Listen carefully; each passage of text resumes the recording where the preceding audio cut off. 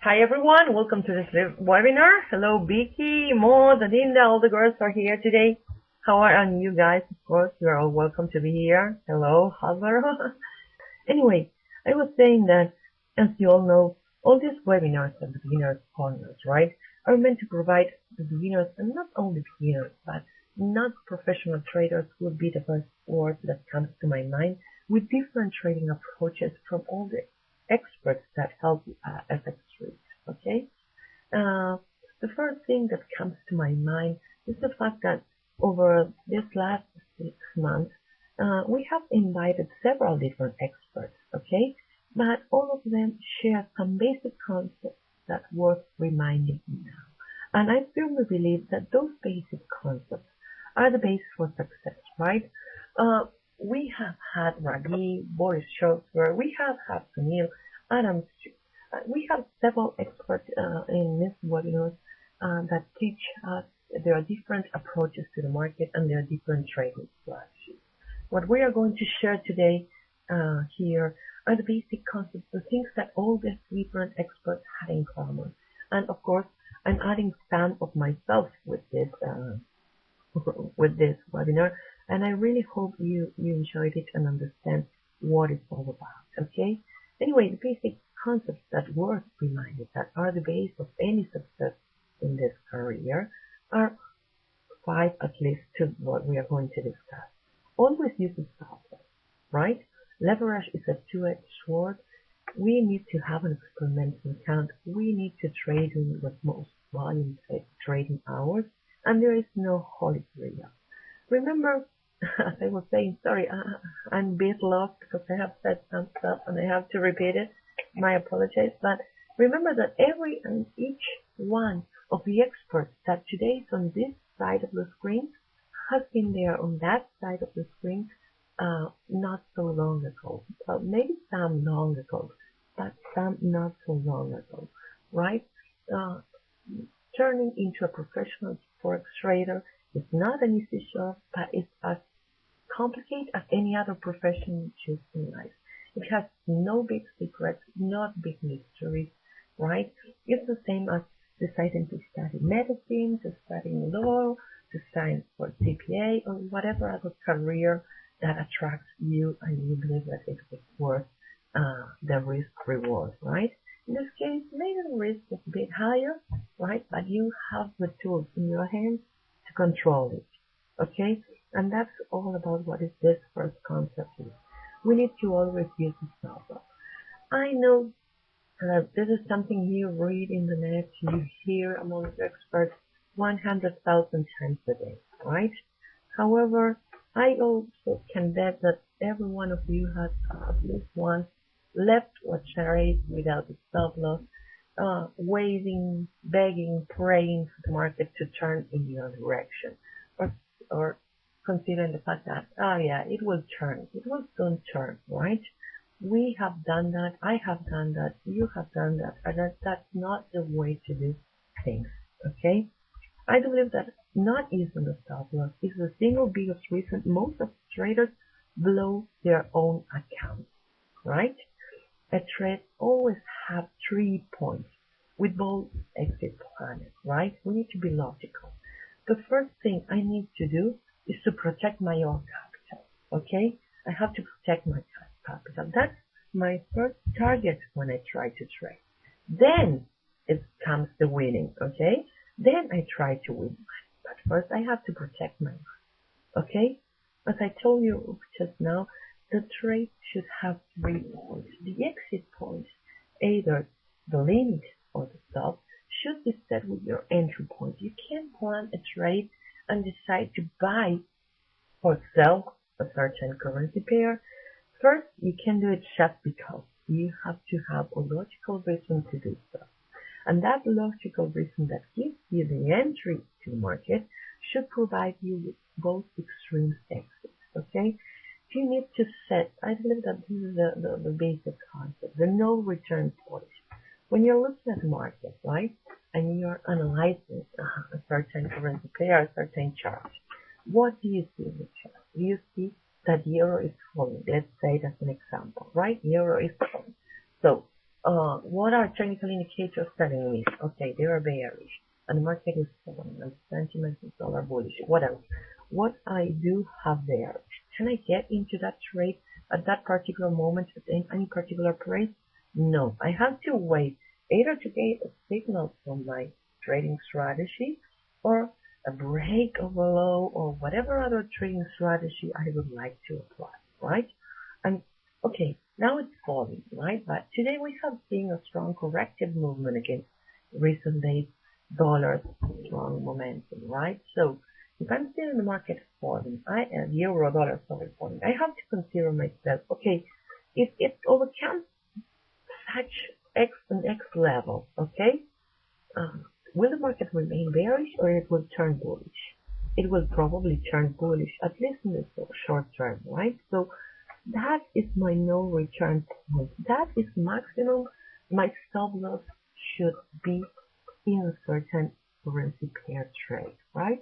Because I know that if price overcomes a certain level, right, their possibilities are against me, not in my favor.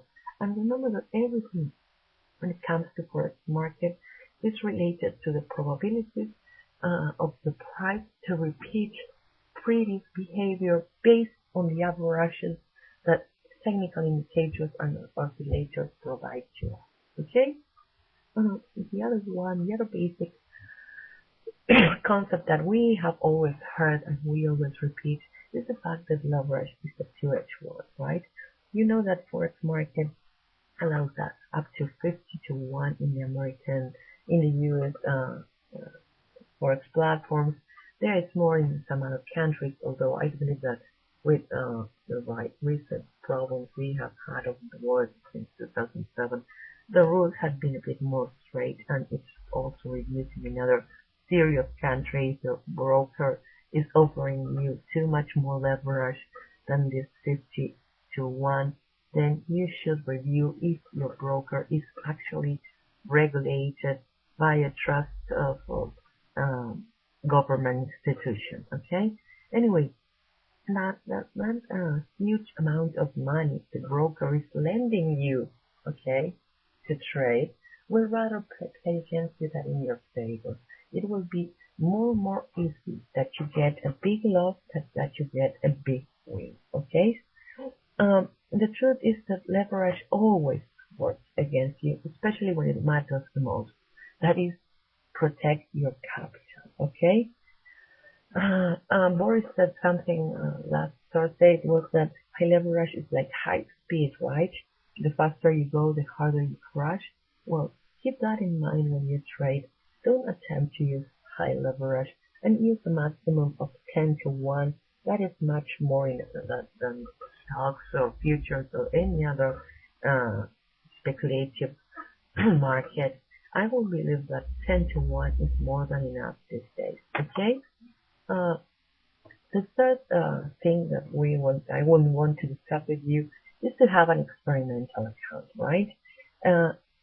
I know that we always sit in front of our charts, and we have, I don't know, a hunch, right? That's maybe the best word to describe it. We have a hunch. We say, okay, this will continue falling, rising, whatever, right?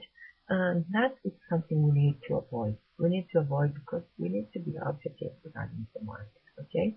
But with this experimental account, okay, you can try whatever you like, whenever you like it, without much instinct, okay? You will do it anyway, so better do it with an experimental account rather than with a serious manual one, okay? The only rule you have to follow in this particular cases, right, is to be honest to yourself, okay? Be honest with yourself. I know that when we start trading, everyone said, test your backtesting, do your backtesting in a demo account, and once you get comfortable there, you can jump to a real money account. And the fact is that most of the traders that jump to a real money account after having extreme success in the demo one, okay, find themselves losing money. I do believe that because sentiment, our own greed, our own fear control us and avoid us or keep us away from being totally objective and having the perfect timing we may have had with the demo when trading, right? Because trading with a demo, okay, we are not risking anything, so we are not feeling it. And I believe that controlling our own feelings is the worst part of trading. So my best advice is that if you want to test the strategy, okay, test it in a demo. But then go to one of those brokers that offer micro lots where you can trade $100 and open an account with $100 and trade micro lots of cents. And make sure in that mini account, okay, in that micro lot one, that you can actually make money daily basis. I know maybe $100 or $200 are not money that really worth your pocket, right? That is real money at the end of the day and will help you start controlling your sentiments, your feelings, okay? Always, and finally, and about this experimental accounts and backtesting and all that, like, is part of the forex trading. I always remember that the first question or the most insistent question I made when I was in uni was, when I will be ready, when? And my master said, you will be ready when you can make 5 pips a day. 5 pips, just 5 pips. Market give hundreds of thousands pips daily basis. Why 5 pips? Because the secret of the forex market, I believe it to be constant in time, right? You have to have sustainable gains in time. It doesn't matter if it's 5 pips or 50 or 500. If you can end your day 5 pips up every single day of 3 months in a row, then you can build some forex trading. If you can't do it, then don't bother risking your money. Okay? The fourth thing, that I wanted to share with you all, based on what Boris has said, is that the best trading hours should be or are usually in between 4 a.m. and 12 p.m. East, or what is 8 to 16 GMT. Why? Because those are the hours with most volume in the market, right? At 8 GMT, we have the equities market opening in Europe, and this is when the real trading starts, right? Of course, that's for the ones that trade the European market. Always keep in mind that, for example, by the end of the market session, okay, the volume reduces dramatically in the forex market. Also by noon, when everyone goes to lunch. So those are the times we should avoid trading. Okay, we should avoid trading mostly if we are short-term traders, because the market tends to get into sideways and range movement. And regarding volume and how to determine volume, I have shared this several times in the past, and I do believe that the best way to determine the volume is take a look at the shape of the candles you are trading, right? If you're trading in the 1 hour chart or in the 30-minute chart or even the 4 hour chart, right? You can take a look at the shape of the height of the third time candle, of the current candle, and you will notice that when market has higher volume, okay, candles tend to be the double or the triple that the high that they are in the moments of the low volume times of the market. So seize your chances and take your trading over those best trading hours. Last but not least, and we are going to jump to something a bit more interesting right now. There is no holy grail in the forex market. Not in the forex market, no, anywhere. Okay? There is no perfect trading strategy or indicator or oscillator. Things are not about the strategy you apply or the indicator you use. Okay? Things are about how you understand your own limitations and your strategy limitations. Okay? I remember when I was at the ATC back in 2009, I believe it was. Okay? I was there when Rob Booker made his presentation, and he was explaining why his trading strategy was based on an 800 simple moving average. He said, because I wanted one bigger than everyone else, right? So he first chose an indicator, then studied the behavior of a currency pair in relation to that indicator, and then, sorry, developed his trading strategy. Okay, it's pretty funny his answer and his way of expressing, but actually that is how things work, right? Indicators, remember, indicators, trading strategies are there are are just historical data. Okay, they are an average of what happened in the past that may help us to predict the future based on statistical probability and nothing else and nothing more. Okay, so it's not about the change of indicator you use. The Bollinger Band could be as well work as well as a momentum indicator, a relative strength index, an ADX, over 800 simple moving average. Okay, it's you that need to understand your own limitations as a human being, as a strategy limitation. Okay, I don't know if you're trading with a moving average. Okay, if the average has a slope of 45 degrees, what's the behavior of the market would be? If it has a slope of 30 degrees, what would be? If it has a slope of 90 degrees, what would be? Right? Yeah, I guess I make my point here and you understand where I'm going. Okay? Besides, keep in mind that there is the drawdowns are part of trading. Okay? There's no methodology that works all the time, and I do have seen traders spending months and more months looking for magic formula, right? Quite futility, I believe it was. Also in the same ITC, Marcus Schlossberg says that a man, when he loses a trade, okay, he goes and buys a new trading strategy, okay, and a woman, when she loses a trade, she goes and buys a new pair of shoes. That's why that was pointing to the fact that the men or the traders in general, I'm not trying to protect this in here. There's the fact that when you lose a trade, you stop believing the system you're applying and you go for a new one that will probably give you a slowdown anytime soon anyway. And you will try to leave it and try to go for the next one. However, if you work your system and you understand it for several months and you understand that your certain trading strategy could give you, I don't know, 5 negative trades in a row, but at the end of the month you will end up with gains, then you will be less uncomfortable with that drawdown you have in the middle, that loss, that 5 negative trades in a row. You will understand that that is part of what you are doing, okay, and you will keep on working there. So, to make a conclusion here, develop a strategy and then add discretion, okay, to improve the structure of the strategy. But remember that how dangerous it is to move away from that original strategy you have already tested and developed. Okay, I will make a small interruption in here. Sorry.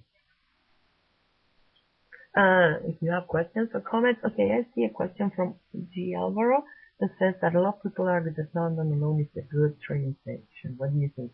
Yes, I do totally agree. I do believe that the best market trading hours are, for me, particularly for me, are London opening. We are seeing a lot of volatility there. And then over the London session, over the European morning, we have the United States opening and also reports from the American session that come even, some of them come even before the US stocks open, right? So, yes, I do believe that the European session alone works good. Better when they overlap with early American session, not so good late American, not so good early Asia, okay? And Nikkei opening for the Asian session is the kickstart of the Asian trading session. I know the Asian trading session starts earlier with Australia, right? But Nikkei opening is the big start. Anyway, let's go back to the strategies, okay? I know you want to talk a bit more about the strategy, okay? Anyway, first, okay, let's say that about Boris, that he is mostly a technical trader, right? Of course, he takes care of technical, but he bases his trading decisions mostly waiting on more what happens on the more news side rather than paying side. So, according to his views, news move the market, okay? And this news there are two kinds of news: the economic calendar, meaning the scheduled ones that are the macroeconomic data of the more important economies of the world, Europe, United Kingdom, States, etc., and the headline news. These ones are the ones on the schedule, right? And news tend to be unexpected news that come through wires and can reverse the market sentiment. Over the past, 6 months, 1 year, okay, the market has been moving mostly on headline news, right? And the economic calendar has been mostly ignored. I guess we all knew that and see that being busy. The headline news, okay, Greece has been downgraded, Spain debt increased, UK post-and Fed inflation will rise, or the National Bank President's wife has speculated with dollar 2 days before the pay, right? Those are the headlines that are hitting the market over the past 6 months, steady, and the ones that move in the market. I do believe that trading the news, okay, it's a bit rough because we cannot forecast, we cannot predict the market reaction to something we don't know yet, right? When we are talking about the economic calendar and we are, I don't know, expecting the American payments, right? We know what previous reading is. We know what the market is expecting, right? And we know that, well, in regards of the new number that is going to be published, its correlation with what market I was expecting and its correlation with what was the number previous month, right? We can try to forecast the market behavior in that, okay? It's pretty much easy when you get used.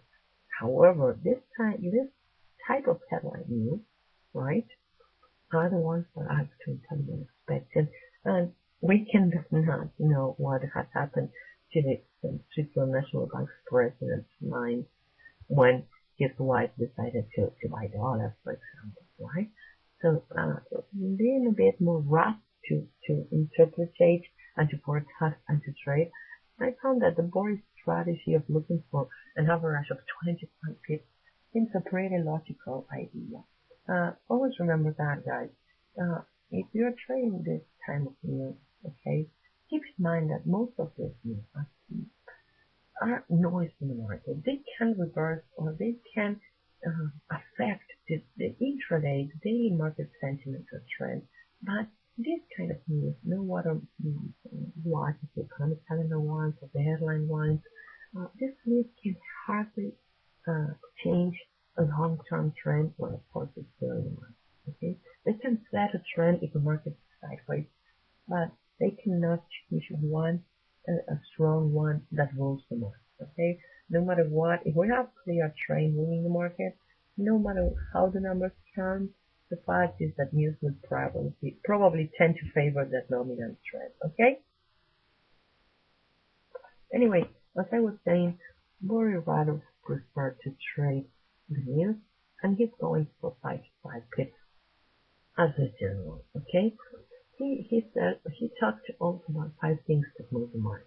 Okay, and I added a 6th one. Okay, the first one that he mentioned is the central bank's decisions. Right, I don't think there's no much more to add. When we have a central bank communique, or even if they breathe, or they sleep, or they eat, every news we have about their personal behavior of the authorities of the central bank, right? Those things can move the market. Okay, the second factor that moves the market are stocks. We have been seeing over the past 3 years that risk sentiment has controlled the market strongly. Positive stocks tend to turn risk on and send on lower, something that seems to be reversing over this just last 3 days, right? Way too early maybe to talk about the reversal there on the market sentiment, but it has been happening, okay? So there's no confirmation of that. So we have to stick to risk-on, risk-off sentiment with stocks. The third factor is political uncertainty, meaning if, I don't know, there has been a lot of trouble in the Middle East lately.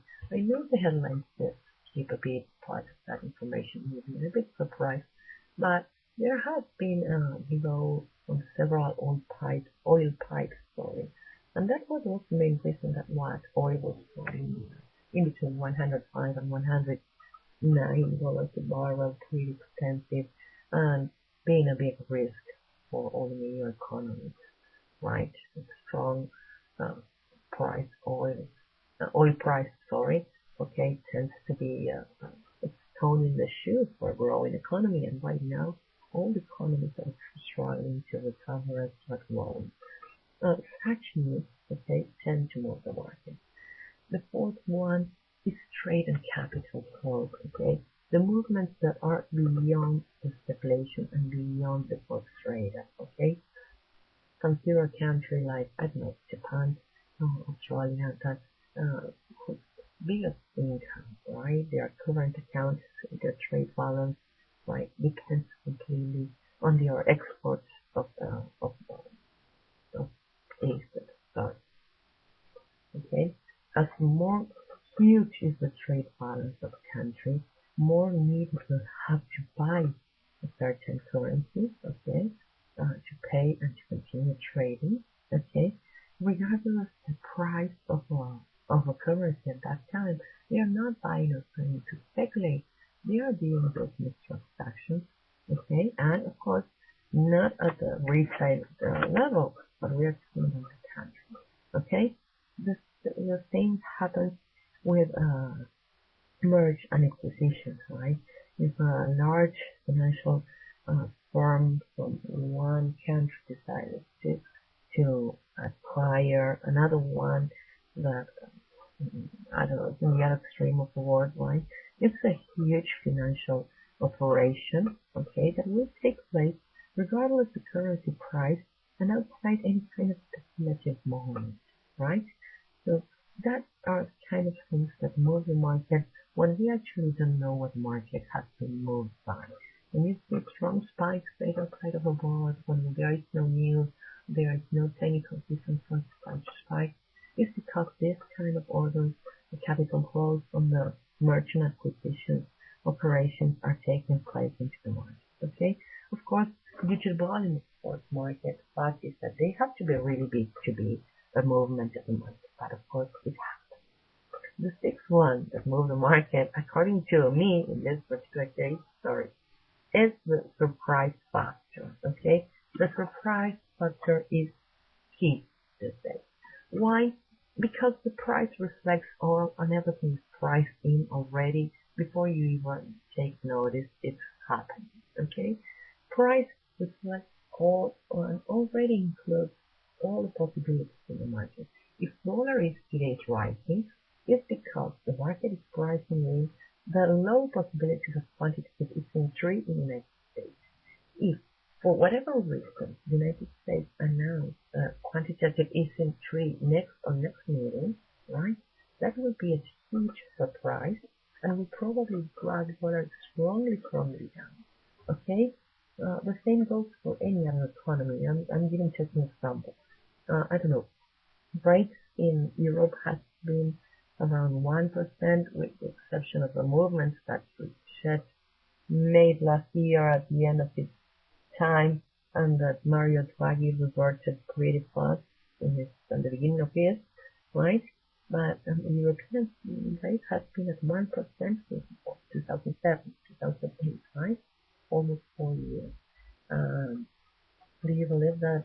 And what do you think, sorry, it will happen if either they raise those rates or cut them? Okay? Those will be surprises to the market and will strongly affect euro value. Okay? Because when news comes in line with what the market is already expecting, okay, well, that is already pricing. The problem we have is when the news don't come along with expectations that are complete surprise for investors. Okay? Anyway, let's jump to practical, to what you actually want to hear about today, and that is Boris' trading strategy that he calls trading the flow, right? while trading, right? He bases his work mostly in trading the flow, that is, trading in the direction of the immediate trend, working in short-term time frames. For what I see, he has been working mostly, at least on all the material he has shared both in Space and with FX.com, with the euro dollar, okay, set in the early chart. He tends to get into the market, okay, at the break of the 00, 25, 50, and 75 level, regardless the first part of the number would be. It would be at 130.00, 131.00, 132, okay? Of course, keeping in mind, we are following the flow, we are following the dominance. He sets a target of 25 pips, so he gets into the 0 to 25, to 25 to 50, to 50 to 75, and selling that's exactly the same, 25 to 50, 50 to 75, 25 to 0, 0 to 25, right? Up to this trading strategy, that's simple as that, with no technical features to filter, he usually sets the stop of the ticket. Okay? I want to remark something that he said also about this of trading the flow. Okay? Trading the flow successfully requires discretion. You can't simply follow every breakout and assume that the trade will go your way. Flow works best when it's backed up by strong investor sentiment and supportive fundamental data. So you need to be selective. You can't sell every time the pair breaks below one of these levels, right? Without taking care of the rest of what's going on in the market, two factors, sentiment and fundamental. Okay? Anyway, besides that 25 target and that 50 pip stop, there is no much more to this trading strategy. Okay? However, I do believe that this is just a structure, okay, that we must fill with discretionary decision capacities, and as I said before, there is no Hollywood. Of course, you can add some indicator to filter this kind of things. We are going to do some practical, something about charts about this in a few seconds. But before jumping to the charts, I would like to share a couple of tips and tricks I found out about trading with flow. Okay, take the side of larger trades. So trades work well when there is a strong central trend that captures the market's imagination and results in steady continuation in one direction. Okay, what we have seen happening with euro dollar for the past 3 days. Okay, there was just one central theme, the fact that the Bernanke has been pretty hawkish in his latest statement. Okay, that he removed full quantitative from the table, and that was a serious, right, reason why the market has been buying greenbacks steadily of past weeks. Another tip and trick I would like to share with you that does not come only from Boris but also from me is the timing when it comes to the break. Okay, early breaks, okay, at a certain level are not the best ones to take and usually can result. A good break is one that takes place when markets in full volume shape, when equities markets are open. Okay, always consider the fact that we are talking this 0, 25, 50, and 25 as if they were resistance or support levels. Okay, usually price behavior, particularly for the euro dollar and pound dollar, okay, and the dollar Swiss, okay, it does not apply to Shamanian crosses at all, and commodity currency sometimes works, sometimes doesn't. Remember that the price reaches a high or a low, right? Certain resistance at support level, and the first attempt it usually pulls back, right? It could pull back 3 pips or it could pull back 30. However, on the second approach to that certain level we are waiting for break, chances okay, that the price will overcome it are much more bigger. Okay, the price has already tested, has already pulled it back, and it's ready to break. Okay, the third one, many pairs did not reach the third. Okay, they will go with breaking the second. The third one is not is the latest opportunity at the price hike. If it takes place over the third time, the price approaches to a certain level, you can be sure that that last break okay, will be a strong, okay? More times the resistance or support to a certain level holds price action, okay? The stronger will be the price continuation once that level is broken. Keep that in mind. This is one of the biggest trade forex trading rules, okay? Keep that in mind always. Anyway, I will remove this presentation. I will wish you the champagne, okay? And I will take a look at your comments and questions. Okay, okay. And we are going to jump to technicals, okay, to the charts. I'm just a beginner in trading. What should I do? Learn. Okay. Yes, okay, still in demo. No, this is a good strategy to trade news and what are the risks of it. Okay, this is a good strategy to trade news and the risk is, as you can see, very little as you're risking just 50 bits when the trade can provide 25 bits. I believe that if you are quick and fast enough, the problem with this strategy will always be the timing, right? I'm just a beginner. For Vivek that says that he's just a beginner, there are several Beginner's Corners webinars recorded. Okay, you have access to all of them. We have had several different experts share and teach several different trading strategies. Okay, so you can go there. You can go check all the recordings we have at fxtrade.com. Okay, and start there, looking for those strategies and afterwards back testing them. Okay. Anyway, let's see if we can grow the levels in this particular chart for the breaks with the news. Okay. It's not just applying. I have been following it these days. It's really interesting, Boris strategy, and this year I will attempt to trade them, or at least try them over the next week. Not this one in particular. Okay, I have a lot of things to do, but I really want to try this 25 pips. It tends to be fast, meaning the result breaks. Okay, the result breaks of the levels tend to give a fast 25 pips. And I found out that it has been pretty interesting, mostly if you follow the trend, okay, dominant trend. Okay, I feel that that's enough. Okay, I will remove this. Okay, and as you can see, okay, the price was in this particular case hovering around 131.65. This has been top week. These have had some news at that time, and take a look at the chart. When it takes about 132, it quickly jumps to 25 pips. However, the most interesting rallies are the ones that are going to the downside. When we break one of those, mostly when we have these huge candles that tend to signal, okay, a report has been published, okay, the 25 pips came pretty much close to your profit, right? I was following mostly downside as the dominant trend was bearish. And if you take a look at your historical chart, you'll now notice that on this past few days, it was pretty accurate. Of course, there have been movements against your trend, but take a look at what happened. The price does not tend to reach the 25 pips altitude when it goes against the dominant trend. On the contrary, the break of the support of the breaks following the dominant trend tend to be more accurate.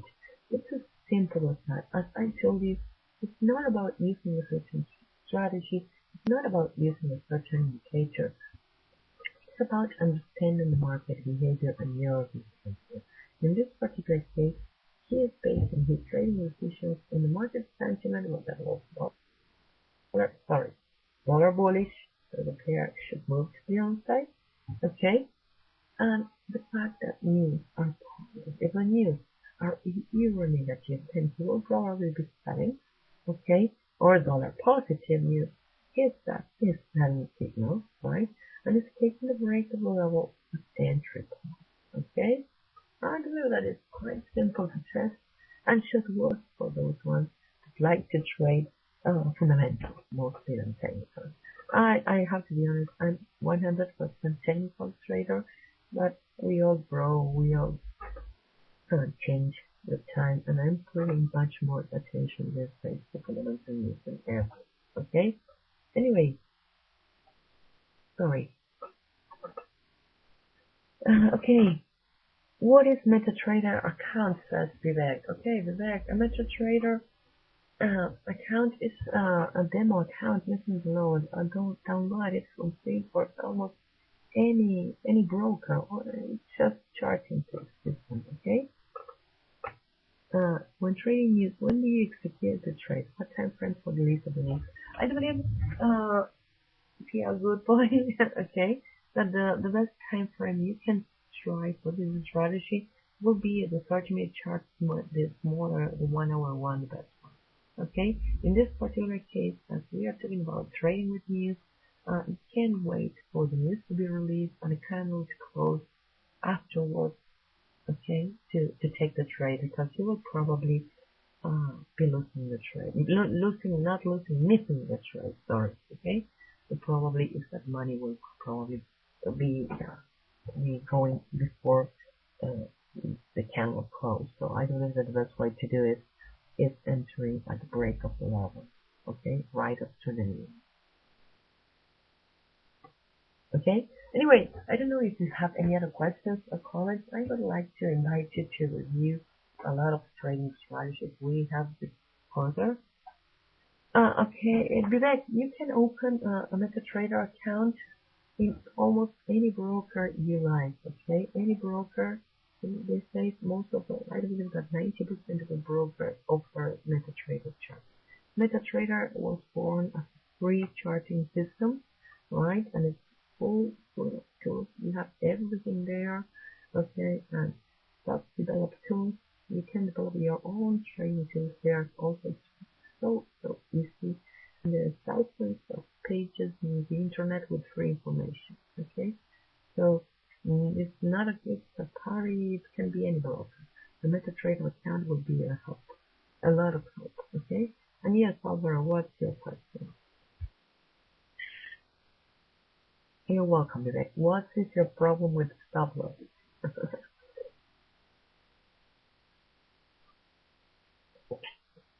Consider the fact of the stop loss as a rule. Remember what I said earlier today about the no return point?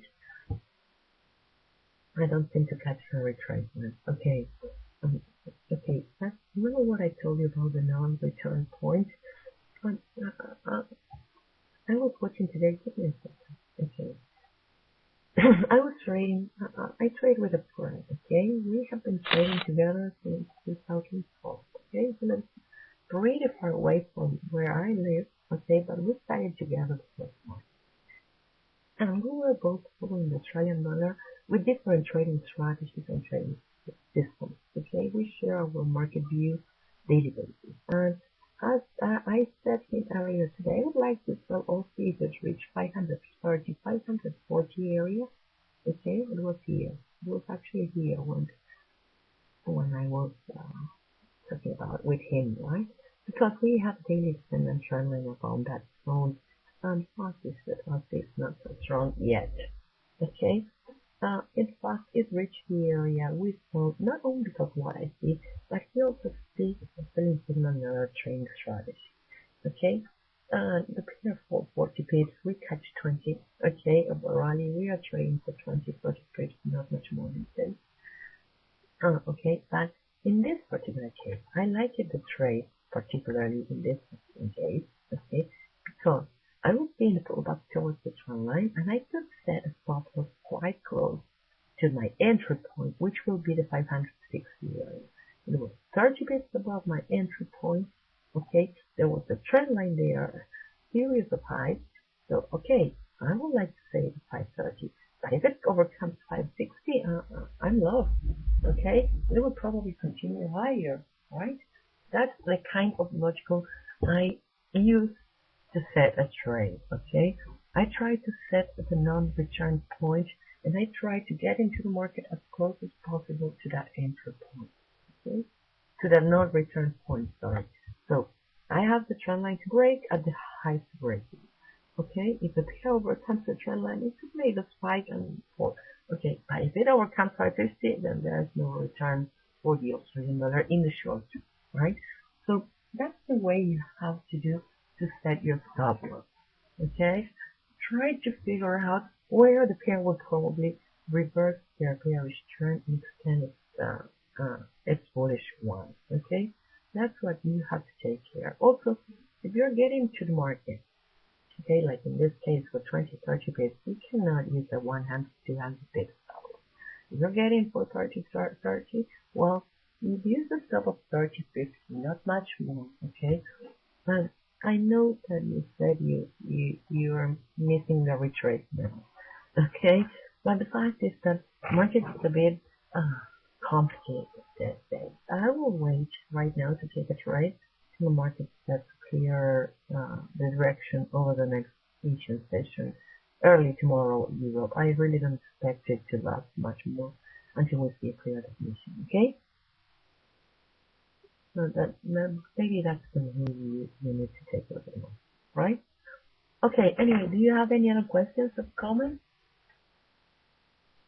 If not, okay, good, you got it. If not, I would like to thank you all for being here. I really enjoyed sharing the beautiful market with you all guys.